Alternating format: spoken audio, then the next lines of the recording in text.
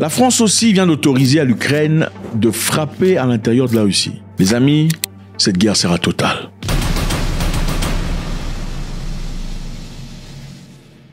Je ne sais même pas comment commencer cette histoire. C'est bouleversant, c'est choquant. Vous savez, quand on n'a pas de responsabilité derrière ces actions, les actions peuvent aller n'importe où.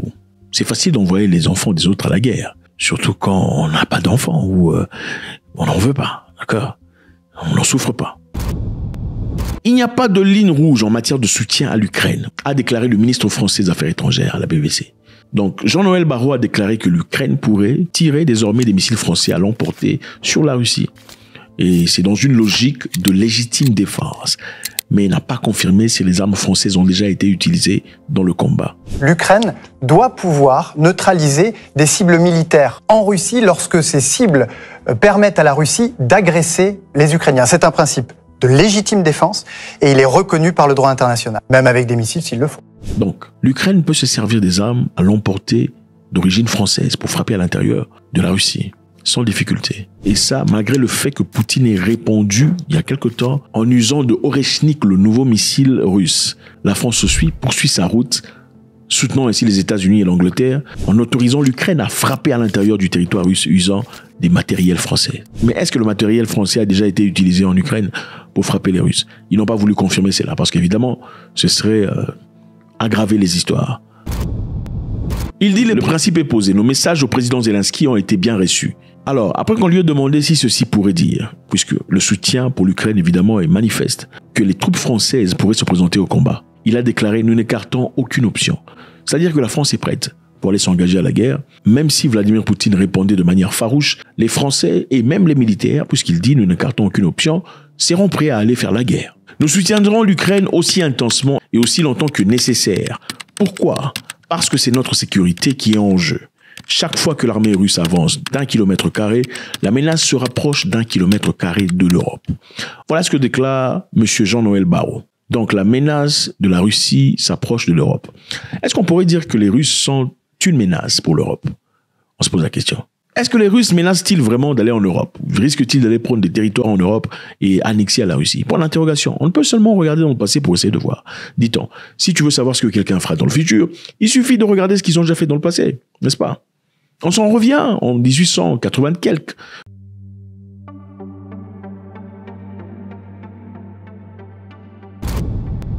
Quand beaucoup de pays européens s'est réunissaient pour aller en Afrique, pour aller se partager le gâteau, la France a pris des territoires qui sont là, l'Angleterre a pris des territoires qui sont là, l'Espagne a pris des territoires, le Portugal a pris des territoires, les Allemands ont pris des territoires, les Portugais ont pris des territoires, tout le monde a pris des territoires. Les Italiens ont essayé, bon, ils ont échoué parce que les Éthiopiens, ça rigole pas. Enfin bref, c'est pour dire que les Russes étaient où pendant ces temps-là? Pourquoi ne pouvaient-ils pas venir en Afrique aussi pour, prendre une part du gâteau? Parce que tout le monde se servait. Il y avait tellement d'or, de diamants, de zinc, de coltan, d'uranium, de cobalt, de bois et beaucoup d'autres choses. Pourquoi ne sont-ils pas venus disant « Ah, les petits Africains, écoutez, on ne risque absolument rien, on peut y aller pour nous enrichir. » Les Russes ne sont jamais venus. Au contraire, ce sont les Européens qui sont protecteurs de la démocratie, qui sont venus en Afrique en paupérisant, en tuant, en massacrant, en vidant, en pillant ces peuples africains pendant des longues années, qui étaient des vrais bourreaux en réalité. Et en fin de compte, d'ailleurs, les Russes étaient là pour soutenir beaucoup de pays africains qui essaient de se libérer de ce joug de l'esclavage. Beaucoup d'Angolais qui ont reçu des armes venant des Russes pour se libérer. Les Mozambicains, les Sud-Africains luttant contre l'apartheid. Je vous rappelle ici d'ailleurs qu'à l'époque, pendant l'apartheid, où les Noirs et les Blancs en Afrique du Sud ne pouvaient pas vivre ensemble ou marcher dans les mêmes rues, les Américains, les Européens soutenaient le régime de l'apartheid. Et ce sont les Russes qui envoyaient, ce sont les Russes qui envoyaient des armes, de l'intelligence, des entraînements pour aider, permettre à ce que ces Noirs essaient de se libérer. Et on parle ici des années 90. Il n'y a pas très longtemps. Donc, les Russes vont-ils aller conquérir des terres s'ils n'ont jamais fait dans le passé? Pour l'interrogation, on se pose la question. Pourquoi iraient-ils en Europe? Celui qui a commencé la Deuxième Guerre mondiale, ou la Première peut-être, ce sont les Russes. Avaient-ils pas des ambitions pour gagner du terrain? Point d'interrogation. Alors, est-ce qu'on peut dire que ces raisons avancées selon lesquelles la sécurité de la France est en danger, c'est-à-dire à chaque fois que l'armée russe avance d'1 km carré, la menace se rapproche d'1 km carré de l'Europe? Pourquoi on ne finit pas cette guerre amicalement, calmement? Alors pourquoi la France se lèverait-elle contre la Russie de cette façon, en envoyant des armes et en autorisant aux Ukrainiens de frapper à l'intérieur de la Russie? Bon, écoutez, il y a de ces pays ici en Afrique que nous pouvons voir, le Mali, Burkina Faso, le Niger, regardez, ouais, des pays frères qui aujourd'hui font une confédération déjà. Ils sont en train d'avancer vers une nouvelle direction. Ce sont des pays qui étaient autrefois colonisés par la France, n'est-ce pas? Pas par la Russie. Okay, ils ont subi le fouet, les chicottes et tout le bazar de la France. Okay, on va essayer d'être propre. Par la Russie, pas du tout, n'est-ce pas? Où les militaires français étaient là. Au départ, c'était pour le colonialisme. Ensuite, c'était une coopération. Et après, c'est devenu pour un soutien contre le terrorisme. Et après, malgré tout, puisqu'on a remarqué que le terrorisme ne se terminait pas, malgré toutes ces années de leur présence, on leur a demandé de quitter le pays. Écoutez, vous allez chez le docteur parce que la dent ou la tête fait mal. Le docteur vous donne un traitement pendant 2 semaines et ça fonctionne pas. Vous faites quoi? Vous continuez pas, vous allez chercher un nouveau docteur. N'est-ce pas? N'est-ce pas ou pas? Vous achetez de la viande dans un supermarché, mais cette viande apparemment n'est pas succulente. Qu'est-ce que vous faites? Vous continuez à y aller, vous payez votre argent ou vous allez avoir ailleurs. Et ben c'est exactement ce que ces 3 pays ont fait. Ils ont tourné leur visage vers la Russie, en boutant hors du territoire des militaires français qui ont été accusés à plusieurs reprises de beaucoup de choses. Vous pensez que la France serait content de voir ses intérêts partir? Parce qu'écoutez, l'amitié de la France et ces pays africains, c'était pas gratos. C'est pas la famille du tout. Écoutez, ce sont des Français et des Africains, des petits Africains et des Français. Qu'est-ce qu'ils ont en commun? Écoutez, il y a des choses. Il y a de l'or, il y a de l'uranium, il y a beaucoup de choses. Et on peut pas vouloir voir que quelqu'un d'autre vienne prendre ce qui vous appartient, entre parenthèses. Si toi, tu me ravis, mon ami, ben écoute, peut-être que moi aussi, il faudrait que je devienne l'ami de ton ennemi. C'est ça. Donc le soutien de la France à l'Ukraine n'est pas essentiellement parce que la France aime la liberté. Écoutez, l'histoire nous montre que la France n'a pas été un grand souteneur ou un grand soutien à la liberté. Pas du tout. À moins qu'on dise que la liberté des Ukrainiens et des petits Africains, c'est différent. Enfin bref, là, ça serait un nouveau cas. On ouvrirait dans ce cas une porte vers le racisme. Enfin bref. Donc je répète ce qu'il dit. Nous soutiendrons l'Ukraine aussi intensement et aussi longtemps que nécessaire. Pourquoi? Parce que c'est notre sécurité qui est en jeu. Chaque fois que l'armée russe avance d'1 km², la menace se rapproche d'1 km² de l'Europe. Qu'est-ce qui se passe sur le plan militaire? Militairement, le président Vladimir Poutine a promis davantage des tirs d'essai au combat avec son missile hypersonique expérimental Orechnik qu'il a lancé à l'Ukraine le jeudi passé.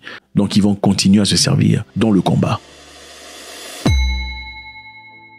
L'Ukraine recherche des systèmes de défense aérienne modernisés auprès de ses alliés en réponse à la nouvelle menace posée par la Russie avec ses missiles hypersoniques, a dit le président Zelensky. Bon, M. Poutine a dit que ces missiles sont instoppables. Pourquoi sans crainte? Parce qu'il n'existe aujourd'hui aucun moyen de contrer de telles armes. Mais l'Ukraine dit qu'il a besoin de systèmes de défense plus à jour pour défendre. Comment fera-t-il? Enfin, bref, il cherche le THAAD des Américains pour essayer de renflouer un peu son système de défense.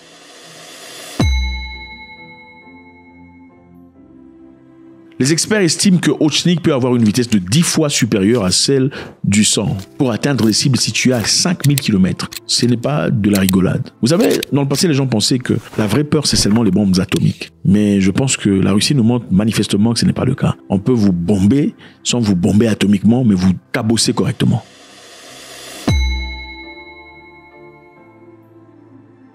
Le général Sergei Karaviev, chef des forces des missiles stratégiques russes, a déclaré que l'Orechnik pourrait atteindre des cibles dans toute l'Europe et d'être équipé d'ogives nucléaires ou conventionnelles. Ça, c'est un message très clair. On peut atteindre n'importe où en Europe en très peu de minutes.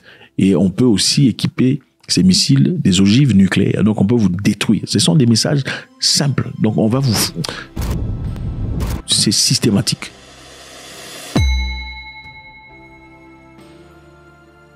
Le ministère chinois des Affaires étrangères a réitéré ses appels au calme et à la retenue dans la guerre après que la Russie a confirmé qu'elle avait tiré un nouveau missile balistique sur l'Ukraine.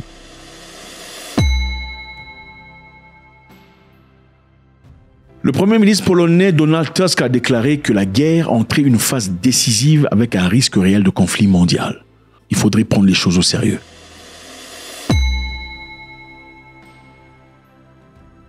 Le Premier ministre hongrois Orban a quant à lui déclaré que l'Occident devrait prendre les avertissements de Poutine très au sérieux, car la Russie fonde principalement sa politique sur la puissance militaire. Le Premier ministre hongrois, évidemment, c'est quelqu'un qu'on n'aime pas beaucoup en Europe, parce qu'il n'est pas partisan de la guerre contre la Russie.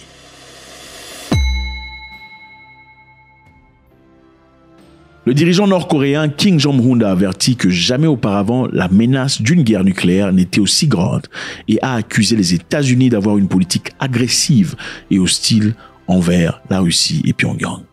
Donc Pyongyang est en train d'accuser les États-Unis, comme jamais ne le fait qui que ce soit dans le passé, d'être l'auteur du désordre international. Merci les amis, c'est toujours avec beaucoup de plaisir. Les Français veulent rentrer dans la rhétorique. Le Premier ministre a demandé aux Ukrainiens de faire usage de leurs missiles pour frapper dans la Russie. On semble savoir pourquoi les Français se rangent derrière les Américains et les Anglais. Mais spécifiquement, en encourageant aussi, nous allons frapper, nous allons tout ça. Faites-moi savoir ce que vous en pensez. Est-ce que la politique de Macron est bonne dans cette position où il enverrait des enfants d'autrui à la guerre? Vous savez, quand on a des enfants, on a des sentiments là, tout ça. Et quand on a passé son temps, on n'a jamais connu ces histoires-là. C'est facile de dire, allez, mourir à la guerre. Ok, God bless.